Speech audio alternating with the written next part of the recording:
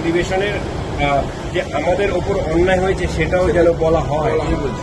আন্দোলনরত শিক্ষক যারা চাকরি হারা 2016 সালে যারা কয়েক হাজার, হ্যাঁ কয়েক হাজার যারা যোগ্য কে নাম বলবেন? যারা চিন্ময় থেকে ধরে সবাই, চিন্ময় থেকে যারা আন্দোলনরত শিক্ষক। সেদিনকে আমি গেছিলাম এবং আমি ওদের প্রস্তাব দিয়েছি যে ওদের যে সুচিন্তিত মতামত, ওরা বিরোধী দলনেতা কোনো একটা দলের নয়, রাজ্যের সরকার এবং সরকারি দলের দ্বারা, সরকারি ব্যবস্থা দ্বারা আক্রান্ত সকলের প্রতিনিধি। অতএব তারা যদি সুনির্দিষ্ট প্রস্তাব দেয়, সেটা তো আমার হাতে নয়, আমি কথা বলে তাদের জানাবো যে আমার কাছে কোনো প্রস্তাব আসেনি। সেদিন খোলা মঞ্চেই আমি তাদের প্রস্তাব দিয়েছিলাম যে আপনারা কী ধরনের সহযোগিতা চান বলবেন, যে ধরনের সহযোগিতা আমার বা আমাদের দ্বারা সম্ভব সেটা আমরা করব। চিরঞ্জিত চক্রবর্তী বলছেন মমতাকে বলেছি এবার নতুন কিছু প্রয়োজন নেই। আমি এর উত্তর দেব, গতবারেও বলেছি। সারা জায়গায় সেনাবাহিনীদের নিয়ে তৃণমূল পথে নামে ইউসুফ পাঠানের নাম থাকলেও তাকে দেখা যাচ্ছে না, ইউসুফ পাঠানের নাম থাকলেও তাকে দেখা যাচ্ছে না। তিনি কেন নেই সে তো উনি বলতে পারবেন, আমি তো বলতে পারবো না। উনি তো কমপ্লিটলি সাম্প্রদায়িক কার্ড খেলে জিতেছেন বহরমপুরে।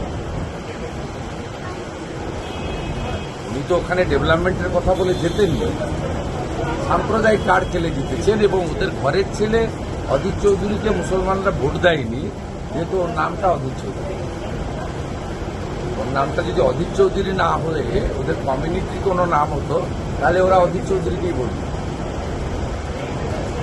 আমি ওখানে তৃণমূলের ভোট করেছি 2019 সালে। একটাতে আবু তাহের, একটা খলিলুর রহমান জিতেছিল। প্রথমবার তৃণমূল ওখানে খাতা খুলেছিল। আমাকে বহরমপুর লোকসভা কেন্দ্রে 78,000 ভোটে অধীর চৌধুরী জিতেছিলেন অপূর্ব সরকারকে হারিয়ে। আমাকে তৃণমূল কংগ্রেসের মুসলিম নেতারা বলেছিল আপনি যদি কোনো মুসলিম ক্যান্ডিডেট জিতেন। অতএব মাইন্ডসেটটা, আমরা সাম্প্রদায়িকতা করি না, আমরা রাষ্ট্রবাদ করি।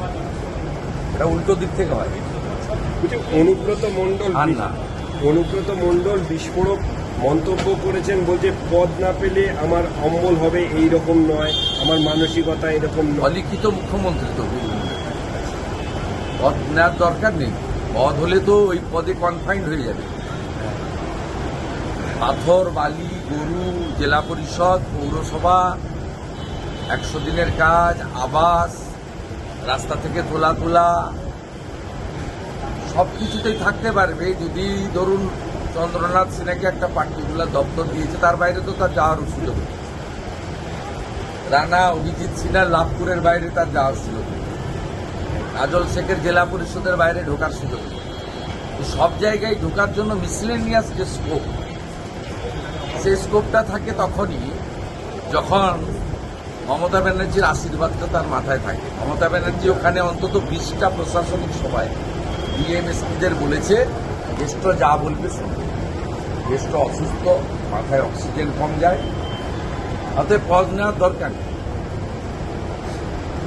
ছোট মুখ্যমন্ত্রী, মমতা ব্যানার্জির আশীর্বাদ ছিল, সব জায়গা থেকে মাল তুলেছে। অভিষেক বন্দ্যোপাধ্যায় দিল্লি যাচ্ছে। আমি সব খোঁজ রাখি, আমার প্রয়োজন।